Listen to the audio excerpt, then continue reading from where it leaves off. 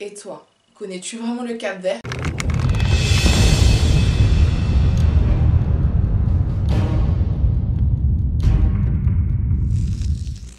Le Cap-Vert est un archipel composé de plusieurs îles. Donc non, le Cap-Vert n'est pas une île, c'est 10 îles et quelques îlots dispersés.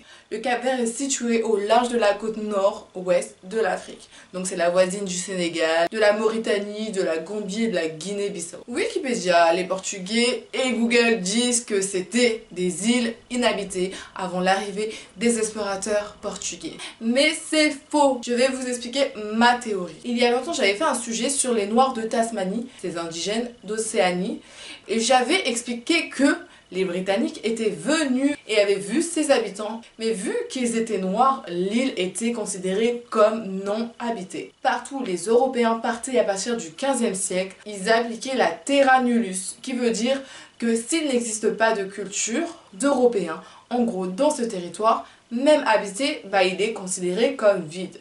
Donc, il devait par conséquent être vidé de ses habitants. Les Noirs considérés comme inférieurs avaient aucun droit de posséder les ressources qu'ils possédaient auparavant. Ces ressources-là devaient appartenir à la race supérieure, donc la race blanche. Donc bien sûr que le Cap-Vert était habité par des Noirs, ça c'est sûr. L'île elle est là, elle touche le Sénégal, arrêtez d'être bêtes. Il y avait des Africains qui s'amusaient à traverser l'Atlantique, à faire des allers-retours. Vous allez pas me faire croire qu'ils n'ont jamais vu des îles juste à 700 km d'eux. Donc déjà, si vous voulez des vérités sur l'Afrique précoloniale, n'allez pas sur Wikipédia. Donc les îles du Cap-Vert servaient de poste de traite pour les navigations portugaises dans l'Atlantique. En gros, c'est là où ils prenaient les esclaves d'Afrique de l'Ouest et genre on va dire c'est un point de pause avant de les ramener en Amérique. Les esclaves qui restaient au Cap-Vert étaient obligés de se convertir, d'abandonner leur nom de famille africaine et de prendre le nom portugais de leur maître. Leurs maisons étaient faites comme certaines cases africaines, surtout dans les îles ayant eu une présence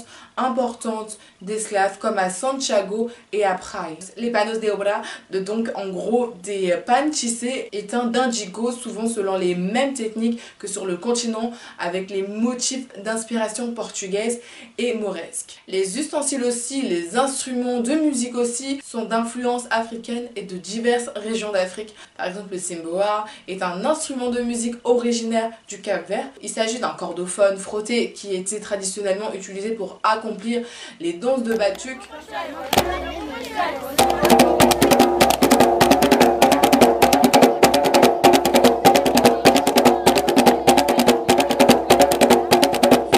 Le funana est un rythme dont le nom suscite de nombreuses interprétations. Certaines prétendent que ce nom vient d'un rythme du Brésil, traduction du portugais funanga, signifiant lieu malsain ou l'enjou mal de l'accordéon. Oh les chiens, ils parlaient mal ces explorateurs, dis donc. D'autres interprétations disent que le funana est issu d'un style mandingue appelé fungonga. Le funana fusionne des rythmes africains avec la samba, la contredanse, la mazurka, la valse et développe un chant poétique dénonciateur du coquin chanté en créole capverdien. Le funana était une musique de contestation interdite sous l'occupation coloniale portugaise et actuellement très populaire chez les jeunes.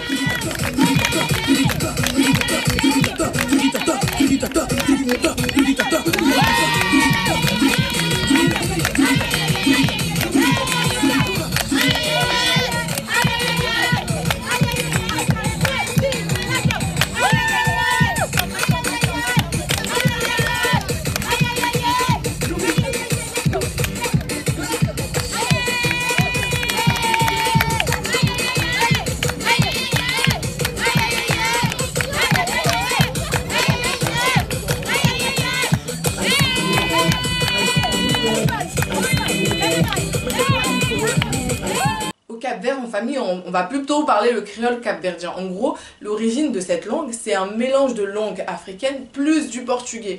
C'est la seule langue autochtone parlée sur l'archipel. Dans le créole capverdien, on trouve des langues de la famille mandingue et le wolof, donc des langues du Sénégal. Gambie et Guinée-Bissau. Des langues qui regroupaient deux empires de l'époque, l'empire du Mali et de Jolof. Par exemple, le mot Djobi en capverdien vient du mandingue jub qui signifie l'œil. Le mot capverdien nemi, donc mâché avec énergie, vient du mandingue nimi, donc manger. Le mot capverdien niani, donc oranger, vient du wolof Gneng, donc rangé.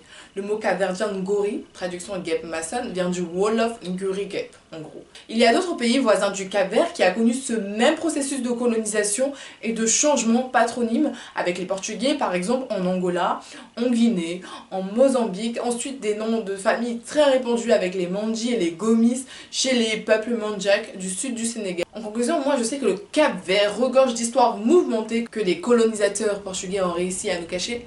Mais comme on dit, quand un vieux meurt, une bibliothèque meurt. Je me rendrai un jour au Cap-Vert pour me poser au coin d'un feu et écouter les anciens parler. Histoire à suivre. Merci à tous d'avoir regardé ma vidéo, c'était Debbie Mias et on se retrouve pour un prochain vidéo.